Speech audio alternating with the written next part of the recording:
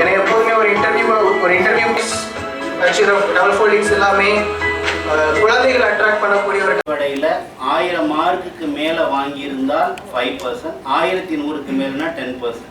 இதனுடைய தோராயமான ஒரு கவுண்ட் அப்படிங்கிறது மினிமம் 2000 ஃபார் 2 crore மதிப்பு. சே ஃபார் எக்ஸாம்பிள் ஒரு கோர்ஸ் ஃபீஸ் வந்து 24,000 ரூபா அப்படின்னா அதில் 10% அப்படிங்கிறது 2,400 ரூபா.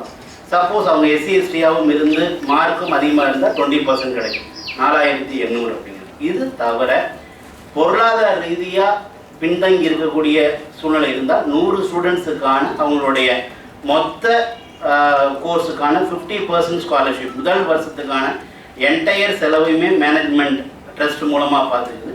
அந்த 1 இயரில் அவங்க இவங்கள மாதிரி ஒரு பெஸ்ட் ஸ்டூடெண்ட் அப்படிங்கிறதுக்கான ப்ரூவன் ரெக்கார்டாக இருக்கும்போது இந்த ரிமைனிங் அவங்கள அடுத்த வருஷத்துக்கான செலவையும் மேனேஜ்மெண்ட்டே.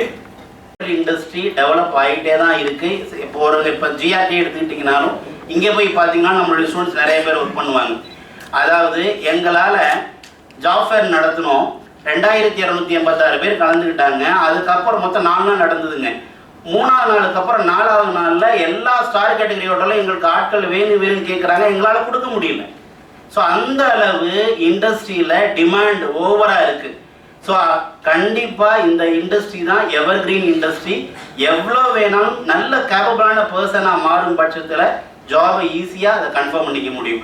சைனாவில் எந்த கண்ட்ரிக்கும் அவங்களால ட்ராவல் பண்ண முடியும்.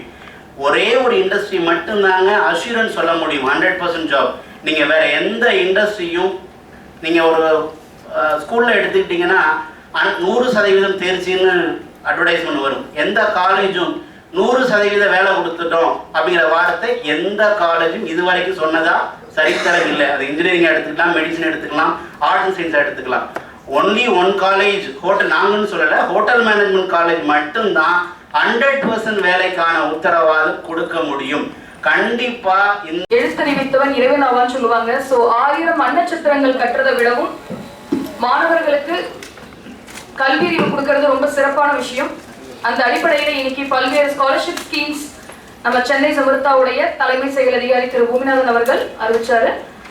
அதற்கு முன்னோட்டமா இன்னைக்கு இந்த நேரத்துல எங்களுடைய இப்பொழுது படித்துக் கொண்டிருக்கக்கூடிய மாணவர்களுக்கு ஸ்காலர்ஷிப்ஸ் அனௌன்ஸ் பண்றோம்.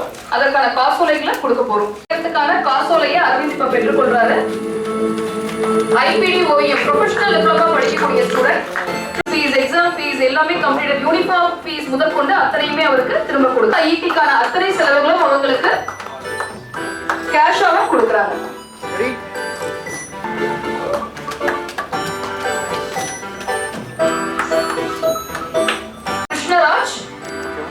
இவர் பார்ட் டைம்ல 14,500 ரூபாய் சம்பளத்துல ஒர்க் பண்ணிட்டு இருக்காரு. குடும்பத்திலேயே முதல் கிராஜுவேட், ஃபர்ஸ்ட் கிராஜுவேட் அப்படிங்கிற அடிப்படையிலும் மற்றும் பொருளாதார அடிப்படையில், வருமான அடிப்படையிலும் சிறந்து விளங்கக்கூடிய 100 மாணவர்களுக்கு 50% ஸ்காலர்ஷிப்ஸ் அனௌன்ஸ் பண்ணியிருக்காங்க.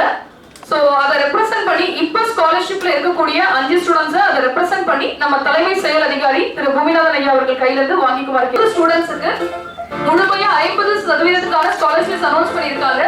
இதுல ஒரு சிறப்பம்சம் என்ன அப்படின்னா, இந்த 100 ஸ்டூடெண்ட்ஸ்லயும் அடுத்த வருடம் அவங்க ரொம்ப சிறப்பான மாணவர்களா இருந்தா அதுல 50 ஸ்டூடெண்ட்ஸுக்கு 100% ஸ்காலர்ஷிப் கொடுக்கறதாவும் சார் விளங்கக்கூடிய மாணவர்கள் இவங்களெல்லாம் ரெப்ரசென்ட் பண்ணி இவங்களுக்கான பல ஸ்காலர்ஷிப் ஸ்கீம்ஸ் கொடுத்திருக்காங்க. 10%, 20% இந்த மாதிரி பல ஸ்காலர்ஷிப் ஸ்கீம்ஸ் கொடுத்திருக்காங்க. இதை ரெப்ரசென்ட் பண்ணி இப்ப புதியதாக சேர்ந்திருக்கக்கூடிய மாணவர்களை மேடைக்கு வருமாறு அழைக்கிறோம். இந்த மாணவர்கள் பெற்றிருக்கிறாங்க.